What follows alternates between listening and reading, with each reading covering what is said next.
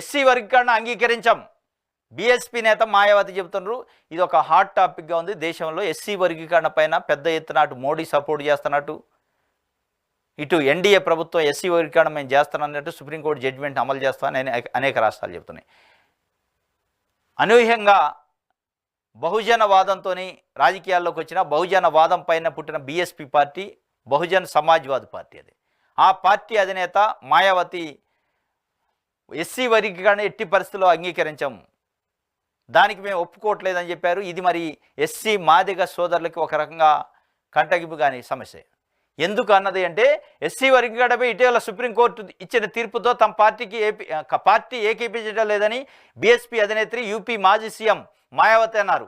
ఆదివారం ఆమె లక్నోలో మీడియాతో మాట్లాడారు. షెడ్యూల్ కులాలు, షెడ్యూల్ తెగలకు చెందిన వ్యక్తుల రిజర్వేషన్లు ఉపవర్గీకరణకు అనుమతించడానికి తమ పార్టీ ఏమాత్రం అంగీకరించబోదని, అఘాయిత్యాలను ఎస్సీ ఎస్టీల పైన జరిగే దాడులను అందరూ ఐక్యంగా ఉంటేనే అడ్డుకోగలం తప్ప ఇట్లా వర్గీకరణ చేసి చీలికలు పీలికలు చేస్తే దళితులపైన ఎప్పటికీ దాడులు జరుగుతూనే ఉంటాయి, దళితులు ముందుకు పోలేరని చెప్పే పద్ధతిలో చెప్పారు. మరి ఎందుకో తెలియదు. యూపీలో ఏమైనా ఇబ్బంది జరుగుతుందా రాజకీయంగా?